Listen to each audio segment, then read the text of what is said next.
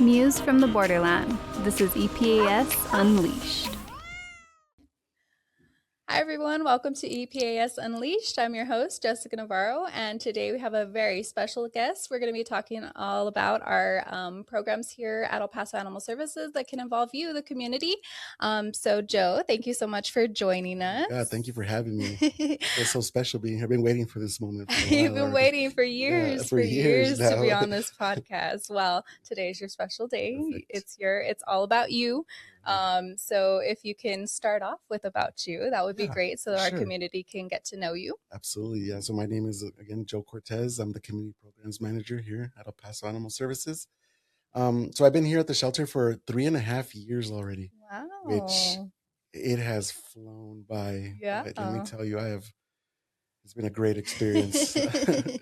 So yeah, a little bit about myself. I was actually active duty Air Force for 22 years, and then Thank you for your service. yeah, I appreciate it. Thank you. And like I said, when I retired, I always volunteered at shelters around the world, and when I retired here and I came back to El Paso, I saw that there was some openings here. I really wanted to help the cause, and I Yeah. love animals, so I said, let me jump all over this and apply, and I'm happy to be here. So yeah. As far as community programs, it's a pretty big program, very robust. Yes. So the focus on community programs here at the shelter is, you know, focusing on those positive outcomes while also getting the community involved with it. Where we ask, for the community to help us, whether it's with the foster program, the transport program, and the community cat program. Our main focus is to not only educate and help the public with helping the public help us in the Yeah. sense of, you know, helping the animals find a better home, um, you know, just spreading the word of, how these programs can help and how the public can get involved with us to help us meet those goals. So, Yeah. I mean, all of your programs are really great. They definitely need the community to be involved in. absolutely. I think one of the biggest programs, I mean, I was under community programs for a couple of years, not Oh. under you, unfortunately. Yeah. But our foster program, that was, one of my favorite things to do is, get people involved with the foster program because I feel like there's so many people that maybe can't commit to adopting, Correct. but they can, still help out these animals by bringing them into a home, whether it's temporary or not. So can we talk about that program? Because I think that's one of our highlights here in El Paso Animal Services Yeah. is that foster So program. yes, our foster program is I would say one of the biggest and best programs here at the shelter. It's that program that actually helps us a lot here in the shelter where space is needed. We have high intakes. We have a specific animals here in the shelter that need temporary care out of the shelter to thrive, to get better, whether it's medically, behavior, too small. So we want this is where we ask the public to help us wherever they can with these situations and however they can.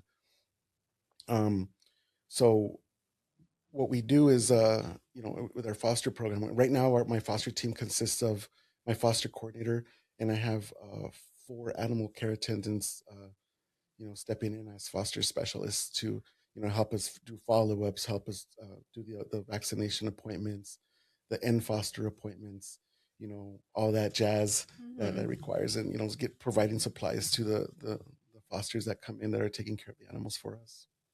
Yeah, and you talked a little bit about the different types of fosters needed. So of course, right now, it's kitten season, Oh yeah, puppy absolutely. season.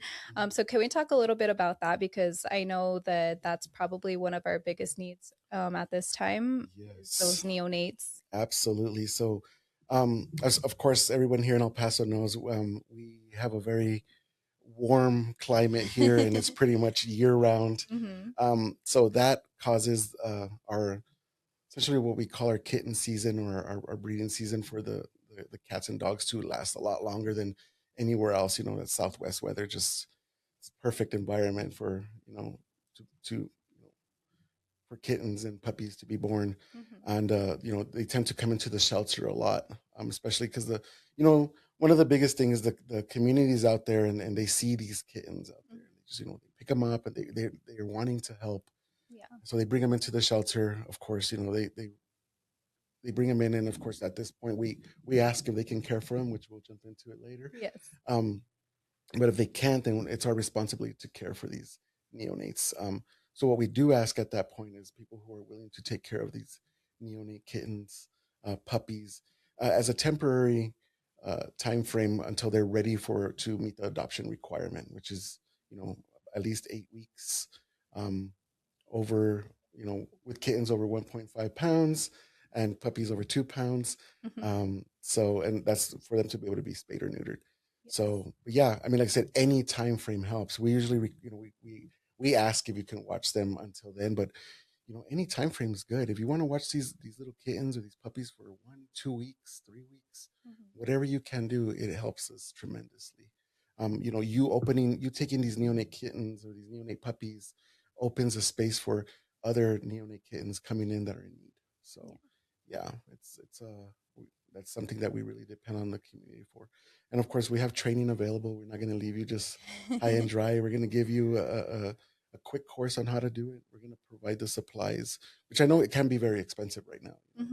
Kitten formula is insane. So yeah, we do provide as much as we can for so make sure that we alleviate that issue for you, and you don't have to worry about that while you're taking care of these for us. Yeah, and I mean, with these neonates, we don't want them here because, of course, they're teeny tiny babies. They should be with their mama, but if they don't have their mama, essentially we have to become their mama. But like you mentioned, with such a high intake here at the shelter, it can be really hard. And that's why we really depend on those fosters. So the neonate kittens, what I would say from the 0 to about 4 weeks is it's around the clock care. Something that we try our best to provide here, but it's difficult because we're not a 24-hour shelter here. So that's why we depend on the public and the community to come here and help us out with that. And which, by the way, shout out to our neonate fosters right now. I mean, if you're listening, thank you so much. We've had some great fosters come in, and we had one of our fosters recently come in on Saturday, and she took 7. I'm like, thank you so much. Yeah, and they love it. So if you have that free time, if you have some spare time, you're especially like college kids right now, getting ready to end the semester, high school kids, even younger kids, their parents want to give them a little hobby for the summer. Come on down, grab some neonate kittens, and take care of them for us, and help the cause. Yeah. So. Yeah, definitely. I mean, and it's very hard to have a neonate. I mean, 7, I don't know how that person's doing. Well, you and I have taken some home before, so we know the struggles. Yes. They're definitely, I mean, it's like a newborn baby. You're waking up every 2 hours to feed them. You're making sure that they're warm, all that stuff. And for some people, that's just maybe a little bit too much, but there's other types of fosters. Right, yeah. And one more thing, even with the kittens, having those, we still need fosters for those 4 to 8 week kittens. These kittens are a little bit older. They're eating what we would call slurry or wet food. These guys they're still they're still challenging, but they're not as they're stinky and they get dirty really quick because they just dunk their head in the food. But they're not as challenging as the neonate newborn kittens that need bottle care. So we need those as well. We need to get those guys ready for the 8-week mark and get ready for spay. So we don't want them in the shelter either. They need a home to socialize, grow, learn to be around people. Those are all key aspects to making sure that a cat is highly adoptable. Yeah. And I mean, I'm sure some people listen or they see our foster program and they think there's no way I can do that. There's something for everyone here at the shelter that I believe. Yeah. So, getting away from kittens, like I said, we have the puppies. We have puppies that are already older. We have medical cases. Sometimes there's animals here at the shelter that might need some time to get out because they came in with an injury, an illness, something that is better if they're at a home where they can recover faster, thrive better. And like I say, all they need is a small space in your home. They don't take up a lot of room. So yeah, it is one of those things where you can really help by that. And another thing too, like I say, every animal here in the shelter is available for foster. We have behavior dogs as well that could use some time to decompress away from the shelter. They've been in bad situations. It could be a cruelty case. It could be neglect. It could be abandonment. These guys get affected, and we love our shelter, and our staff does a great job here, but it's really not the best environment for an animal to sometimes thrive in, and that's why we ask for people to open their homes to Yeah. help them out. So yeah, whatever you're up for, we're here to. We have something for you to foster. Definitely, definitely. And I mean, some people think, well, yeah, maybe I can foster, but then I'm gonna end up adopting, Correct. Yeah, or maybe I don't know how you can do it. And I mean, I fostered before too, and it is very hard. it It's is. very hard to, let go of that pet. But at the end of the day, Yeah. we don't know anything about these pets coming in for the Correct. most part. Yeah. And giving these pets, to adopters, they might find out things that maybe, aren't compatible with their home. Yeah. But if they went out on foster, these fosters are, giving all of that information to Yeah. us. So It's good information that they come back and give us, but and it's one of those things where you kind of learn, like you essentially come in. A lot of success stories that I like to hear is these people will come in, these fosters will come in, and they'll say, you know what, I'm not ready for that full-time commitment of being a pet owner. yeah. So let me at least give an animal an opportunity to get out of the shelter. Let me give this shot at taking care of an animal. Yeah. It's a big responsibility, like your Yeah. parents used to tell you. And just see how it goes, right? Yeah. You could start off as an animal ambassador, meaning I'm going to take this dog or this cat from the shelter, and I'm going to promote it as best as I can to get it adopted. Now, with that being said, you might discover that, hey, you know what? I do have time for this, or Yeah. I can take care of this animal. So, and what we call that, which foster fail. I know it's kind of a weird name, but yeah, essentially you failed as a foster and you're now an adopter. But yeah, it happens like that, and I think a lot of people kind of need to realize that they're scared to make that jump of, let me adopt this pet, and they're like, I don't know if I could handle it. But fostering, if it doesn't work out, you schedule an appointment to return them. You gave it a happy and healthy home, and we greatly appreciate it. So we're not going to hold it to you that you return the animal at all. Yeah. So Yeah. And now we know, like, hey, this dog correct. loves kids, or oh, this cat is potty trained, or whatever, Yeah. all these different things about the animals that we wouldn't know if they just were here at our shelter. So either way, whether you end up adopting, which is why I can't foster anymore, because Yeah, that's why a lot of us can't do it. I keep adopting. But I do remember one of this little dog that I fostered for a while, and I really wanted to keep her, but I just wasn't ready for a fifth dog. Yeah, 5. Wow. I wasn't ready for that fifth dog just yet, but we found a nice family for her after promoting, and I always thought about her, and I regretted not adopting her. But then I saw her, and I saw them walking her, and that dog was they found their family. That was who they were meant to be with, and it made me feel really good, like, oh, I was regretting not adopting her, and I felt bad, and I always thought about her. But I feel like somehow something showed me that dog out there, and I even went up to them and I was like, do you remember me? And they're like, yes, you were the one who found us our baby. And she was so happy. She came up to me and she kind of looked at me like, you look familiar, but I already forgot about you. Yeah, I got this really nice family now. Yeah. So that's great. But Those are those success stories that we hear about, yeah. that we love to hear from our fosters. And it is a commitment, but it's a very rewarding commitment with a huge sense of satisfaction. And I love to see it. I love to see those adoption stories that, I got this guy adopted. He was struggling in the shelter. Yeah. This dog was just not doing well here, so we took it home. Completely different dog. So yeah, it's great to see it. One more thing that I wanted to say is we just had our transport flight tonight. So one thing that we do need too is when these dogs get selected to go on transport, we need essentially foster flight attendants. So we want to get those animals out of the shelter.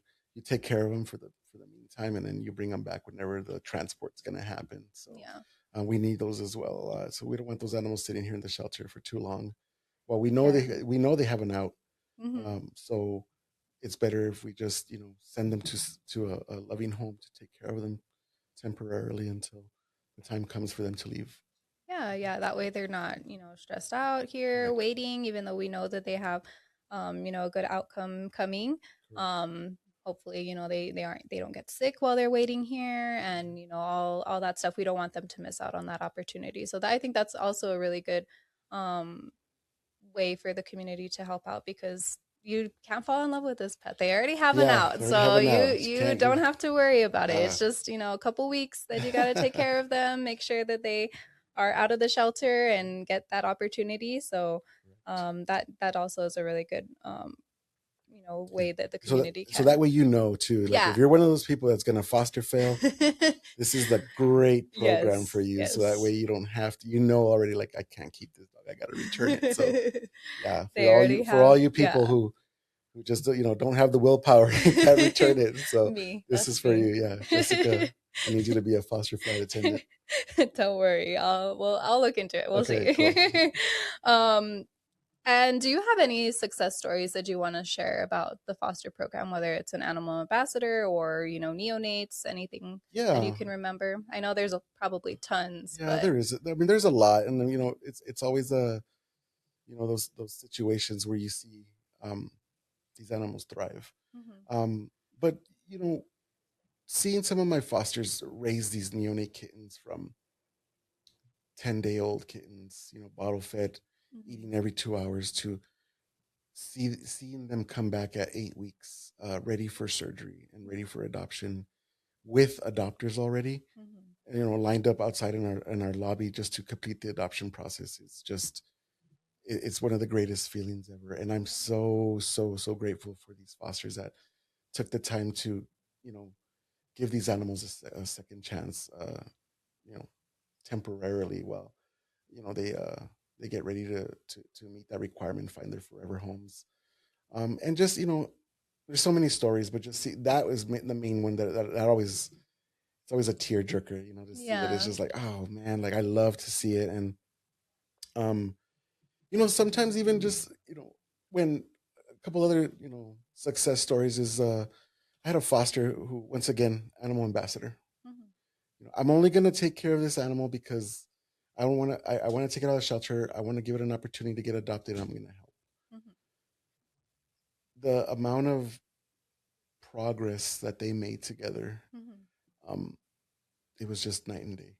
And this foster tried so hard, training, Mhm. walking, decompression, the 3-3-3 rule. Just Mhm. followed that. Let the dog decompress for 3 days.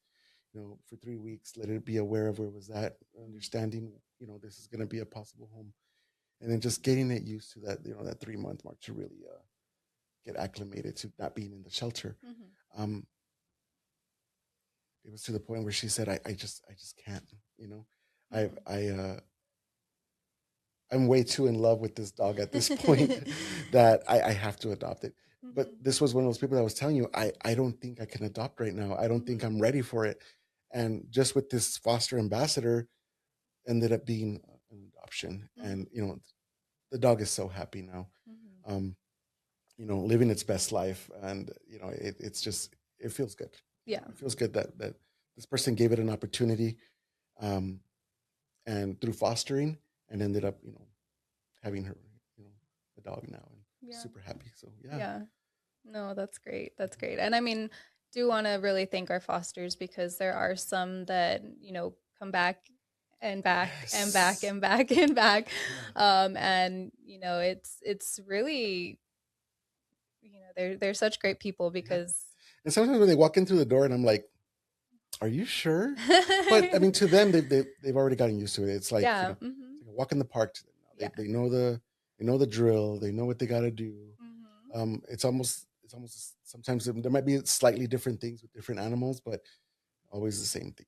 Yeah. Our good fosters really know what to do. And shout out to all our fosters out there. Yeah, I mean, they're an extension of the shelter. They really Correct. do save lives, and they really help us out. And, we would probably be really, in the Oh, hole if we had yeah, no fosters like absolutely. them, Yeah. because So that's they one of the help out biggest so things is much. just, it's one of those things where it makes space, minimize euthanization. Yeah, so it Yeah. helps out so much here in the Yeah. shelter. Yeah, definitely.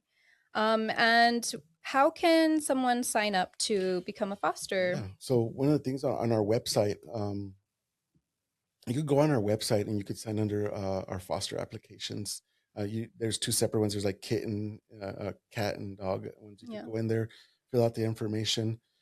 It'll get uploaded into the system, and our foster team will give you guys a call and set up an appointment. Or, I mean, simply just come to the shelter, come visit us. You can visit us here at the main shelter. You can visit us at Westside Adoption Center. Come in, look around, um, look to see what animals are in need of foster. Basically, everything here in the shelter could use a foster. Yeah. So yeah, we would. That's a good way of doing it too. But if you don't want to come to the shelter right away, definitely fill those out. Fill out those applications, and staff will give you a call and see what you're ready for, what we're willing to, what we have at the moment. Say, hey, Yeah. I need you for this, or and in the adoption application, or in the foster application. I'm sorry, you're not going to adopt yet. It asks you what you're looking for. Of course, Yeah. I want neonates, or I want 4 to 8 week old kittens, or I want puppies. So it's nice for us to know, and that way we can kind of point you in the right direction. Yeah, and our website has everything. Yes. Like everything on there that you need to know. There's so many resources on our website. Yes, we So have some definitely amazing training videos on there now. Yes. And the new website, you guys got to check it out. It's amazing. I love Yeah. the new website. It's so nice. So yeah, you got to go visit it. Okay. So yeah, a lot of training videos, a lot of things that are going to help you get through the tough times in fostering and all Yeah. that. So, Yeah. And is there anything that you want maybe, a community member to know if they are considering fostering? Anything? I know we mentioned that the supplies will be, yeah. given to them if they need anything. There's the trainings and anything else you want to share with them. Yeah. So with that, we're not going to leave you just high and dry with an animal that you just took home. Of course, we're gonna provide supplies as much as we can. Yeah. We're also going to provide medical treatment and medical care, preventative care, anything like that, vaccines, everything. We will be taking care of you and the animal during that time. So that way you don't have to stress about those things. Yeah. One thing we do have too is we do have the emergency on-call foster line. If there's any situations, after closing time here at the shelter, you could call that number. We have a dedicated foster person who's, on standby, ready to answer your questions, ready to help you where needed, and that way you don't have to take the animal to a vet late at night or anything like that. So yes, we do provide that. We do have that service, and that's one of the things that stresses out a lot of people. What if this animal gets sick? Am I going to be responsible for taking care of this animal in the bill? No, absolutely not. We will make sure that we help you out with that. We will take care of it even after hours. Yeah. So, And fostering's free. So yeah, it's free fostering. they don't have to worry about that as long as, we have the means to do so, then Correct. we're going to help out with our fosters. So I'm just eliminating all these excuses right now that you're thinking. So I want everybody in El Paso to line up out that door when this episode drops. And so now moving to the community cat program. Since it is kitten season, we're talking about fosters. This is what happens, after people bring in these little neonates, but we can prevent that from happening. Absolutely. Yeah, want to prevent that from happening. 100%. So yeah, a little bit about the community cat program, which some people really don't know. Essentially, the community cat program is based off of free roaming cats here in the city of El Paso who are feral, semi-social, and social. These guys essentially free roam around the areas here in El Paso. It's most of them. What happens is they'll form like a colony together and live out their lives here. They're not really causing any issues unless they're not spayed or neutered. Yeah. But yeah, so it's basically these cats basically live in an urban ecosystem here in our city. This is very common in major cities as well. So it's just the community cat program essentially is a program to give these animals a positive outcome. Some of these animals they just can't be adopted. They're not in that case. They won't stay in your house. Yeah. They're not, which maybe like a normal adoptable cat would be. So, and our goal here is to make sure that we prevent from these free roaming cats in these colonies to grow even more. Mhm. So, and that was where it comes into the TNR program. So it's the trap, neuter, and return. What we do is these free roaming cats. What we want to do is we want to bring them into the shelter. And what we're going to do is, of course, they're going to need to be trapped humanely, Mhm. and that's one thing that we ask help from the public. If they want to get involved, they want to help. That's a big thing. Um, and of course, our TNR groups, El Paso TNR, Sun City Cats. Yes. Shout out to them. Yes, They're awesome. they were on our previous two Yeah. episodes, So so definitely I love I them. hope the community remembers what we talked about. They're Absolutely. always there to help us and the community. 100%. So, they bring these cats in here, and the public brings these free roaming cats here, and it's a free service where what we're gonna do is essentially we're gonna bring in the cat, we're gonna do a medical exam, we're gonna vaccinate, we are gonna spay neuter, and then we are gonna identify this cat as a community cat by tipping the ear. That's the universal identification showing that this is a community cat. It's already met the requirements of TNR and it's allowed to free roam. Mhm. So, and like I said, it's free. That's the biggest thing. Is a lot of people think like, well, what can I do or how much does it cost? I'm like, no, $0 to you. Please bring them in. Yes. So yeah, and what this happens is, the ultimate goal here is once again litter prevention. We do not want these cats out there breeding and making more litters of kittens and Mhm. these colonies growing. Yeah. So getting these animals spayed and neutered will help them. One, by of course limiting litters. Two, uh, it eliminates some of those problems that a lot of Yeah. people complain about: the fighting, the spraying, the the yelping at night, and you hear them crying and doing all that stuff. And Mhm. so that really helps the cat population minimize. And Mhm. it's a humane way of minimizing this cat population. Let them live out their lives. And Yeah. yeah, so Yeah, and I mean, if people participate in the community cat program, then that, in theory is going to help our foster team as well, because we're not going to get as many yes, neonates in because people absolutely. are trapping these cats. We're getting them fixed, we're getting them, vaccinated, put back out there, but now they're not reproducing. Yeah, People aren't finding these kittens and bringing them in. So, definitely would need the community to participate in the community cat program, whether it's with yeah, us or other organizations. This is how we help those cats and also the community, because I know yeah. there are some complaints about these cats. Yeah, there is. There's some complaints. I mean, it's either you love it or you hate it, or you're in Hmm. between. I don't know, but Yeah. sometimes and one of the things that I will tell the community out there is if the community cats are not for you, we also do provide a humane deterrence that I can help you Mhm. with as well. We can educate you on what you can use in your yard to keep them out. Not everybody wants them in the yard, but we do offer some humane deterrence here that we can give to you, so that way you can not try not to do anything mean to them. Just humanely keep them away from your yard, because Yeah. there's people out there that love them, and Yeah. there's Mhm. people out there that are colony managers that feed them, that want to help, Mhm. and they all have the right to do it. So Yeah. um, to me, I there's something about you know a community cat that you see that's just out there, as social as ever. Yeah. He can't live inside the house because he doesn't like it, but he likes to Yeah. roam the streets, and of course, he's allowed to. But when they come up to you and they greet you, to me, that could make somebody's day. Yeah.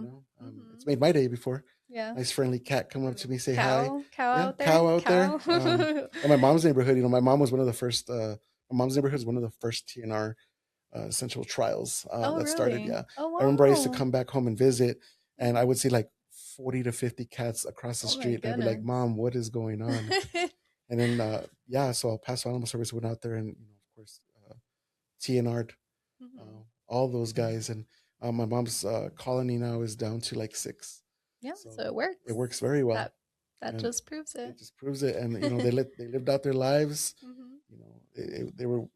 They took care of themselves. Some people Mhm. helped them, whatever it was. But now we're down to six, and it's great. And one of them is like really friendly. So every time I go Mhm. to my mom's, he comes and says hi to me. makes my Yeah. day. It's Yeah, like yeah. even though I have 3 cats at home, it still makes my day. That's the one. Yeah, That's the one that that's makes your yeah, day. Yeah, I mean, especially when maybe they were spicy in the yeah, beginning and then correct. you finally gain their trust. It is very rewarding to see that because sometimes those cats are a little spicy out there and Mhm. then they start to, oh, okay, this person's not too bad. I guess I'll come up to them. He's I giving me some guess. treats, so yeah, I think I'll be nice to him. Yeah, Yeah. yeah, that's how you win them over. So how does our program work? Because like I said, we had El Paso TNR and Sun City Cats on. So we kind of learned a little bit about how their programs work. How does our Yeah. program work here? So what we do here is what we would like for the community to do is on our website we do have the community cat page where you could go on there and you could schedule an appointment. So basically you say, all right, I got some guys and gals I got a trap out here.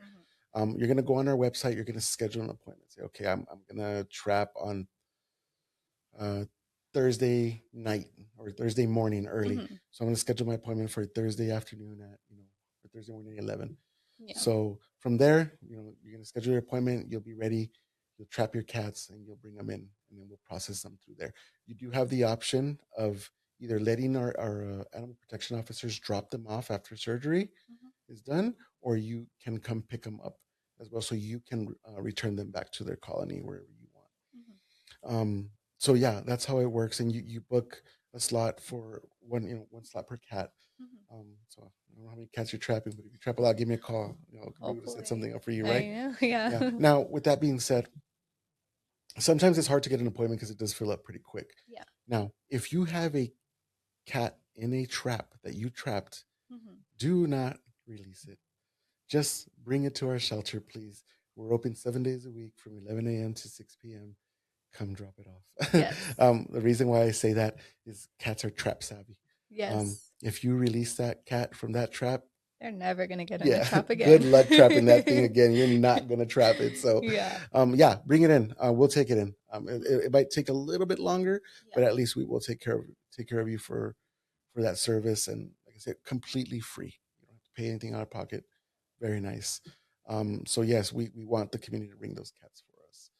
Now, if there's a reason why we don't have space or we're too full, and you're like, you can hold the cat, we might say, hey, you know what, we're really full today. We're gonna try to find space, but we also want you to make sure that. Sorry, my phone's. Um, so we want you to still bring that cat because we still want to help you regardless if it's friendly. Yeah.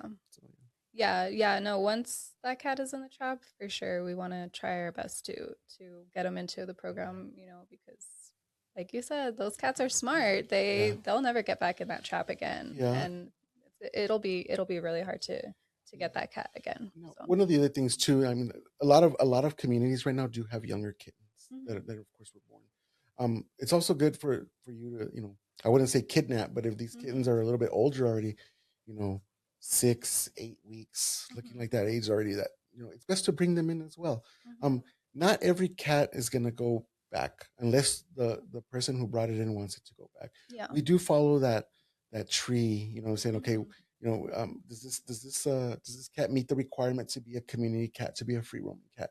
yeah, Especially with young kittens, I sometimes don't feel comfortable. I don't feel comfortable sending them out there if they have an opportunity for a different outcome, a yeah, positive outcome. So mhm, if I can get these guys adopted, I will. You yeah, know, um, so it's not. I'm not gonna keep every friendly adult cat because I do want my ambassadors out there. Talking to the community, hanging out, getting free pets. But the little ones, we'll bring them in and we'll make our community cat coordinator will make a decision whether or not it's best for them to stay here and get adopted or go mhm. back out. So yeah, not every cat will go back out.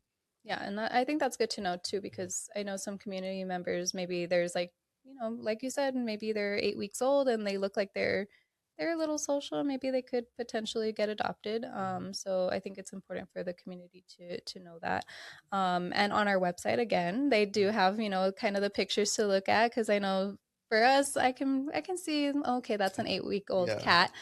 Maybe for somebody else, they might not know the uh, ages, but on 100%. that website pretty much has everything that Yeah. people need to know. Yeah, about 3 years ago, before I started here, I would be like that 8 week old cat. I would think it was like 4 weeks. I don't know. You know what I'm saying? I Yeah, didn't know no, back then. yeah, So for sure, for yeah, sure. Yeah, a lot of times when I take cats out or kittens out for for like any humane education stuff, they're like, "Oh my goodness, are they only like a month old?" I'm like, "No, they're like 3 months." But Yeah. yeah, I can see how you would think that they're, Yeah.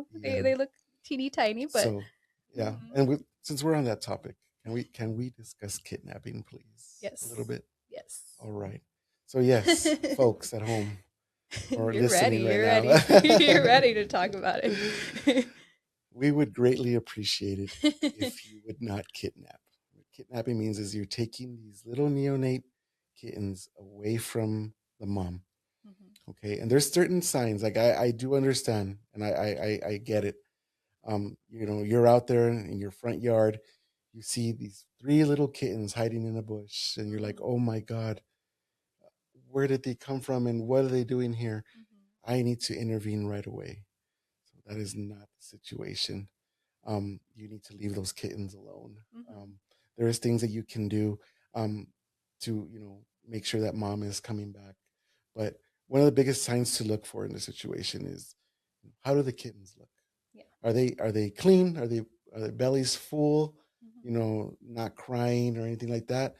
If they look perfect and they're clean, Mhm. full, healthy, mom is taking care of them. Promise you. Promise Promise you that you. mom is taking care. They can't do it Yeah, themselves. mom is out there most likely hunting, Yeah. most likely taking care of herself for a little bit. Maybe she had to go away, Needs a little break needs from a the little break. babies. So, she had to go out there and, get some food, decompress a little bit. Or she's actually, since she saw you get out of your car, she kind of backed off and is watching from a Yeah. distance, Hiding. most likely moving them or doing something. So please just leave them there. Now, with that being said, one thing to do is, keep an eye on them. Um, Mhm. you could put a ring of flour around them, so that Yes. way you can watch from a distance, um, and from there you could see if mom is coming back. Mhm. If there's been a couple days where she hasn't came back, then it's time to intervene. Once they start crying a lot, they start looking skinny, they're dirty, things Mhm. like that. Okay, now it's time to intervene. Um, so yeah, even if you find them already like they look sick, crusty Mhm. eyes, skinny, crying a lot, most likely mom is not there no more. Something happened. She abandoned them. Now you need to intervene. Now you need to help them and bring them here. And Mhm. we'll be able to assist you now. We would really like for you to foster, but if you can't, then yeah, we will help out. But yes, please. I know it's hard, but It let is them be. because, we know better. We know Yeah. that, these cats are they're being taken care of by mama. Um, but, the community members, they don't know, and there is a lot of resources on our website. There's a lot of, different ways that we, kind of talk about these things with our community. But they just want to help. And a lot of times when they bring these kittens in, it's more harm to them than it is help. Yeah. So Yeah. There's a great video out there online of Michelle, our MPET manager, yes, she made this.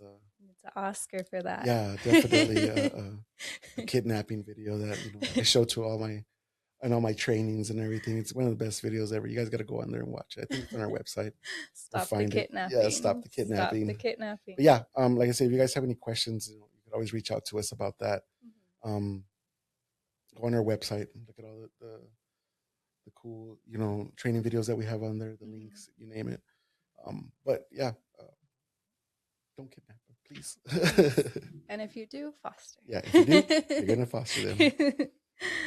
No, yeah. I mean, kidnapping is such a huge thing here, and I hope that with all the different resources that we're trying to get out there and programs that we're trying to do that, in the coming years, that kidnapping will be no more. I know. Keep Only your if fingers. really, really needed. Yeah, But we also want to talk about our rescue and transport yeah, program. yeah. That's a great program. It So can is you a great program. talk to the community about this? Because I feel like some people don't know that we have this program. Yeah, so it's one of those things where, like, I don't know how many people really know what a rescue is, or Mhm. you know. So here at Animal Services, we partner up with local and out-of-state rescue Mhm. animal rescue agencies, and what they do is, they really do come in clutch when it comes into making space here at the shelter. What they do is that these rescues will get with my rescue and transport coordinator, Kyla Young. She's awesome. And our transport and rescue specialist, Maria Herrera. They're doing such a good job right now. Yeah. But what they do is essentially they reach out to us and say, hey, we're this rescue. We want to partner with you guys, and we want to pull, big dogs, or we want to pull, you know, injured animals, or we want to rehabilitate, behavior animals, or breed specific animals that we might need help with. So then from there, we get with them. We show them the animals that we have here at the shelter that have came in, and then from there, essentially as an agency, we transfer them to those agencies, and they help by either getting them adopted in other locations. They find other rescues to pull them, and some of them even find they have a huge foster base that they could get them fostered out, and help us with once again minimizing that euthanization, of giving us much needed space in our overcrowded shelter, and giving these animals a second chance. Now, with the transport part, is sometimes in like for example today, I was here at the shelter at 2 a.m. because we had 81 animals going to a transport flight. So yeah, we had going to different rescue agencies around the United States. We had Washington State, Wyoming, Montana, a couple of other places as well. So these animals were selected by these rescue agencies about a month ago. They were tagged. We got them ready, with vaccine. Make sure they had enough vaccines. Make sure they were spayed and neutered, and any other additional testing. And put them on a flight today, and gone out of El Paso with their new adopters or fosters. So it's a great program that helps animals get a second chance at a better life. And just there's areas out of away from El Paso, out of El Paso, that really don't have this problem. Their animal population is not as high. I mean, it's it has a lot to do with, it could be weather, it could be people, whatever it is, but they want animals. They want us to send animals to them so they can adopt them. And yeah, we're here to help provide that. We also do ground transports as well. So we've transported animals to Arizona, Houston, you name it. And that's just to it's another positive outcome for these animals to get out, and the rescues that partner with us and everything. We really appreciate them, and shout out to all our rescues. Yeah, and I mean, like you said, there is a lot that go into these transports and these rescues. Can you tell us a little bit about the behind the scenes of maybe like even this morning, Yeah. what happens at So these transports? so yeah, I'll kind of back up a little bit. You got you got to go into that. Of course, the rescue select these animals, what they want to take. We say, hey, we got these animals. We got this mom and pups. They really need an out. So from there, we have to make sure that these puppies and these moms have enough vaccines. Of course, we try to get them at least two vaccines on board. Of course, the mom will need the rabies. At that point, now we got to start looking into size. Okay, how many puppies can I fit in a crate? To be, of course, humane and not let them be all stuffed in there. We have to calculate all that. We have to do additional testing to make sure that we're testing them for heartworm, Ehrlichia, different things like that, to make sure that we don't spread any type of diseases anywhere else, stuff like that. So closely monitored and medically examined by our vet staff to make sure that they stay healthy and everything like that. At that point, once they're all ready, we set up a date. Usually the dog is my co-pilot. We'll set up the flight, and they'll come down early in the morning. We'll have all our crates already ready to go. Health certs already completed. Animals been cleared to go. We load them up into the crates. Load them up into vans. Tetris, yes. We are now Tetris masters, and crate Tetris masters is what we call it. And huge shout out to our volunteers that come out and help us do this. It's definitely a lot of logistics in getting this done. But getting the animals ready, getting them medically evaluated, getting them selected, you name it, all that takes a lot of time. Making sure we have enough crates, making sure we have enough pee pads. Always need donations, right? So yeah, that's my plug for donations of pee pads and crates for rescue transport. But yeah, then from there, get them on the, if they're going on ground transport, we get them in the vans. We start driving, you know, we until we make it to the destination, and then from there we deliver the animals to the rescue. And as far as the plane, we take them to the airport, get on the tarmac, and we load them up into the planes, and off they go. So Yeah. yeah, it is a challenge, and it's one of the things is that's why I really do need those foster flight attendants, is to make sure Yeah. that during that time we don't want to keep those animals here in the shelter getting stressed out. Yeah. Making sure that we're learning about those animals, because we could share that information with the future adopters in different locations. So Hmm. yeah. Oh yeah, it's a really great program. And do you by chance have like a number more or less of how many animals are transported like yearly? I know you said Ooh. 81 Yeah, 81 was today. just today, but I'm sure hundreds and hundreds are Yeah, transported out of here. Um, I don't know. I believe I don't quote me, but I think we last year we sent out a good amount. It had to have yeah. been close to maybe the thousands, and Oh then thousands wow, that we sent out. So that's great. I might have fluffed that a little bit, but I mean it's still a lot of animals that have have Hundreds. made a difference. Yeah, Yeah, we'll yeah, go with yeah. hundreds instead, but and I might be shortchanging myself as well, but yeah, huge. I think it's a great program. Oh Once yeah, again, it definitely. helps our shelter here Hmm. with space. It helps us with these animals to find a better home. Um, things like that. Especially the Hmm. animals that have been, like I said, once again, cruelty cases, neglect. Hmm. Uh, they need all the help they can get, and getting them out of here into a different state can be very beneficial. So yeah. Yeah. Yeah. And I mean, like you said, there's some places that just don't have this problem, the Yeah. overpopulation problem. A lot of it has to do with, that breeding season being Yeah, longer, like we talked absolutely. about.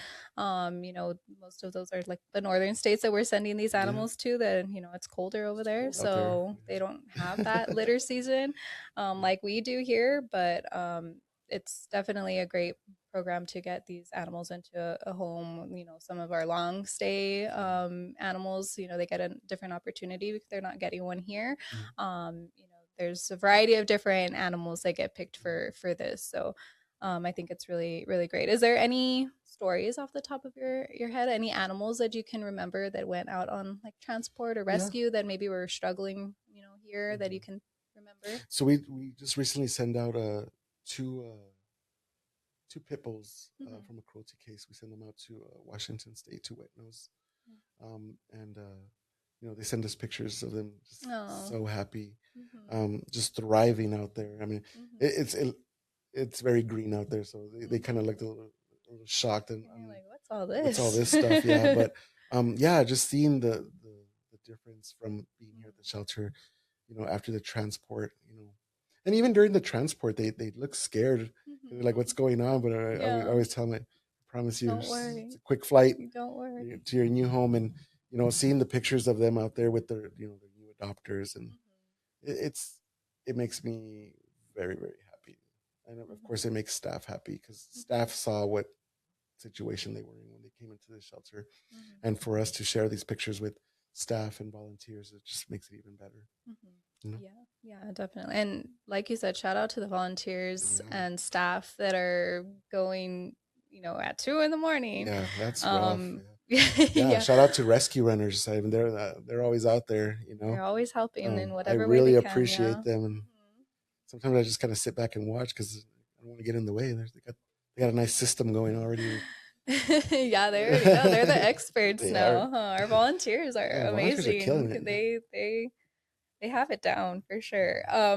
And you kind of mentioned about donations, and of course the flight attendant fosters. Yeah. Are there any other ways that the community can support this Yeah, program? absolutely. And then one of those things again, sometimes you can't foster. Mhm. Um, I get it, Mhm. but if you do want to, one way you can contribute to the cause and to help us out a lot is by donations. I Mhm. mean, we always need during kitten season, during puppy season, we need formula, Mhm. we need bottles, we need pee pads, we need blankets, we need crates. This is all the stuff that we're gonna use to give to that one foster that can take these neonates home. Yeah. And then, like I said, for transport season as well, anything that they can donate, whether it's pee pads, crates, uh, snacks for the dogs, Mhm. things like that. That's going to help tremendously during those times where we have these transports, and you know, we need more than we have at the moment. So, Mhm. but yeah, anything helps. Donations, uh, volunteering to feed the kittens, anything like that. Animal ambassadors, flight attendants, you name it. We need all that.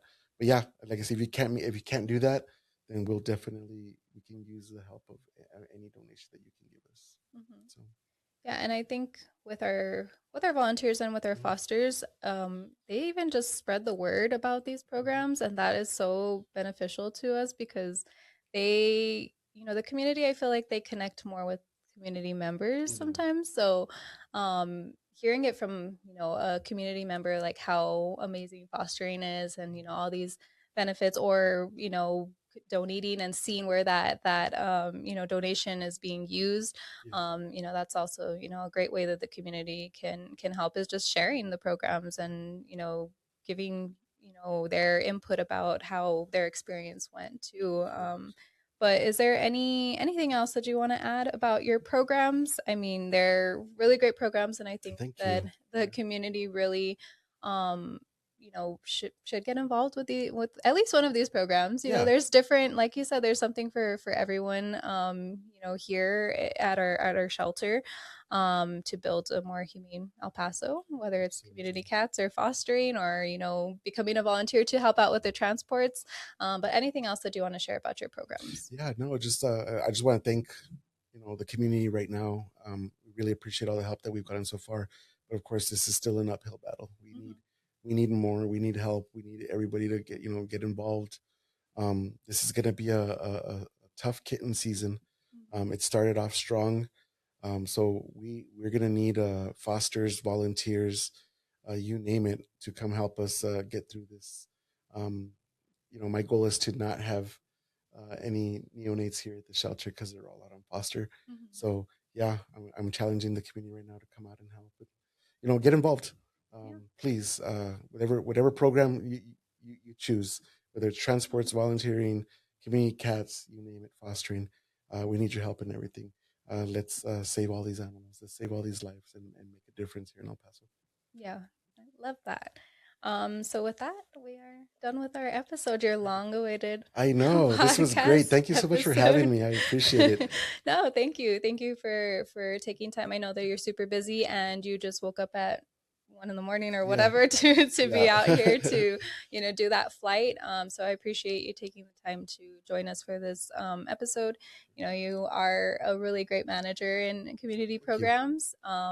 And I think that you're making a lot of changes, and I hope that these programs just get better, and that our community gets more involved, and you do a really great job Yeah. with speaking to the community, and motivating staff, and Yeah. stuff like that. So Trying. Thank you, though. I 3 years, appreciate I I know can't 3. believe it's been I 3 years. It know. just I can't feels believe it like either. So maybe a year. I I don't know. know. Yeah. It doesn't feel that long, but So yeah, I'm happy to be here. I'm happy to be making a difference, and I'm happy no. to be helping the Yeah, animals. we definitely are grateful to have you here in this program, because I think you do really great at your role, as the community Yeah. programs manager. I wanted Uh, your job. I'm just gonna say I wanted your job. At one point I didn't apply, but I'm yeah. glad that I didn't, Yeah. because I think that you are doing really great, and I think that you're meant for this program. Perfect. Thank you. I So appreciate it. Yeah. but with that, we'll invite the community to come out and get involved with fostering Come on or out, community please. cats, or even just donating to the cause. And we'll see you next time for our episode. Don't forget to like, comment, subscribe, and share this program. Maybe we'll get some more fosters out there For from sure. this program. Absolutely. And thank you for listening. We'll see you next time.